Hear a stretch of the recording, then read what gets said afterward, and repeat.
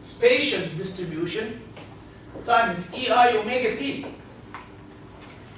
If you have a linear system and your input cosine and sine, the output will be cosine and sine. So it was function of z and t. We figured out the t dependence. It's cosine and sine by the same frequency. But still the space dependence is unknown. Okay? Another thing made it possible is that we assume that this is the plate, this is the vortex. From here to there, it just convects by u. So and convex constant strength. It doesn't diffuse or inviscid flow. So this vortex was here some time ago. So actually this guy, gamma wave at any z and t, is the same as gamma wave at some constant z like b here.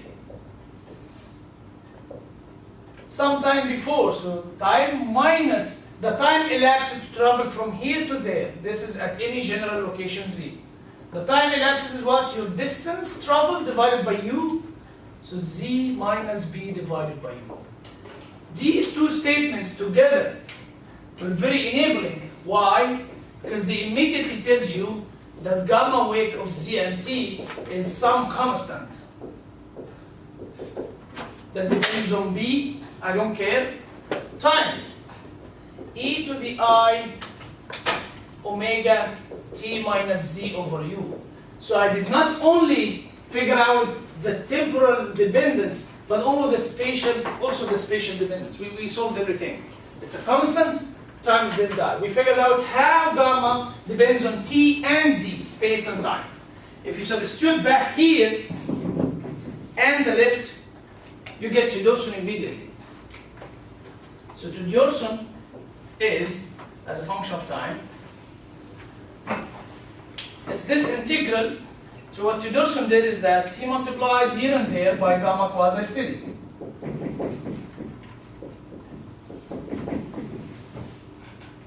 So you have rho u times gamma quasi-steady. This is the left quasi-steady as a function of time. Again, you can consider your input as the left quasi-steady. The expected left that you should have seen if the flow was steady. Okay. So this is the quasi-steady lift, the steady lift. If the flow was steady, we know that it's a function of time because therefore it is moving. But it just comes from steady relations. Multiplied by, if you see this here, rho u times gamma quasi-steady, this is already taken care of. We have this integral, I'm going to copy it. This green integral. So integral from b to infinity gamma wave zt times z divided square root z squared minus b squared dz divided by the other gamma quasi-steady downstairs, and this one he substituted it from this equation, from the integral equation. So gamma quasi-steady is equal to this integral. So it's that integral from b to infinity gamma wave of z and t square root z plus b z minus b dz. Again, so this is the left for any generic kinematics, but please give me your gamma wave z and t. For simple harmonic, here is gamma wave z and t. Okay? If you have any question, please stop me. Please. I want you guys to know Tudorson like the back of your hand, so that if you really are required to develop a model, you can do it in a different way. That's fine. We don't necessarily divide the flow into non-circulatory and circulatory, but we know what are the conditions to satisfy, and how can we play with the modeling techniques. So this is generic. If you substitute gamma from here, you immediately get the left circulatory as a function of time is the left quasi-steady as a function of time. Time is this integral after normalization. E to the negative ik eta, eta divided by square root eta squared minus 1 d eta from 1 to infinity divided by e to the negative ik eta square root eta plus 1 eta minus 1 d eta, where k is omega b over u. So it's a non-dimensional quantity, and it's a measure of your frequency. So if you're oscillating with larger frequency, it means larger K. And it's actually called reduced frequency. I don't know why the name reduced. It should be non-dimensional frequency, but the standard name is reduced frequency. Okay? If you look at it in a deeper way, look at this. Omega B over U, the numerator, it represents your oscillation frequency. Okay? Which means it represents your unsteadiness. If omega is 0, the flow is perfectly steady, right? If omega is large, the larger omega, the more unsteady your flow is. Okay? And what about U? U is your steady component. So actually K is your unsteadiness relative to your steady component. How unsteady your flow is. So if K is very small, like 0.01, your flow is almost steady. Okay?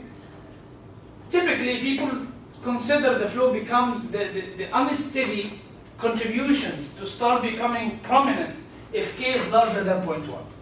This is the norm. So if K less than 0.1, people say that the flow is almost steady.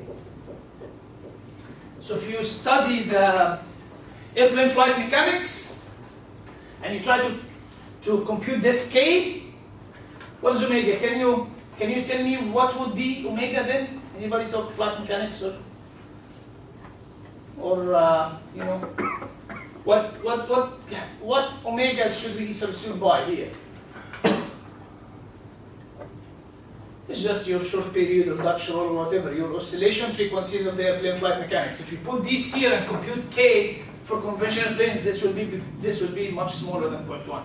So it's a fairly reasonable assumption to assume that in conventional airplane flight mechanics, we are quasi-steady or steady state. But again, if it's a fighter airplane doing a brisk maneuver, we need to account for unsteadiness. Anyway, so we non-dimensionalize the Z by B. Now this is your lift. This is only for simple harmonic now. Okay? So this relation is generic, but gamma wake is unknown. We got rid of gamma wake because for simple harmonic we know how it depends on space and time. So this is for simple harmonic only, cosine and sine. So this is the lift as a function of time. This is your input. Again, it's the quasi-steady lift, which is rho u times the quasi-steady circulation, which is a constant multiple of your angle of attack at 3/4. This is your aerodynamic input, aero input. And this is your aero output, okay? This is my aero input because it's directly related to the airfoil motion. The steady lift is an algebraic function of the airfoil motion. Give me your instantaneously airfoil motion, instant airfoil motion. I give you your instantaneous lift, steady lift, okay? It's the 2 pi alpha kind of thing.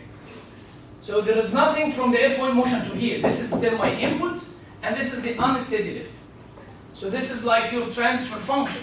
My input multiplied by transfer function gives me my output. And what is this function? Let's look at it.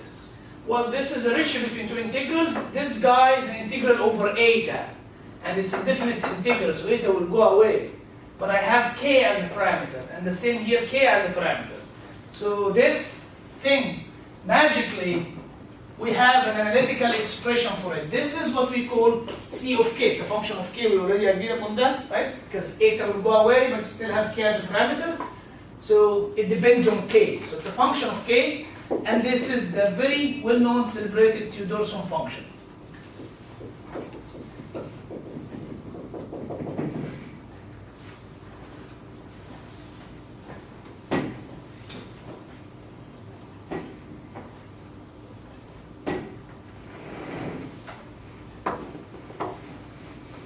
Please, if you have any questions, stop me, please.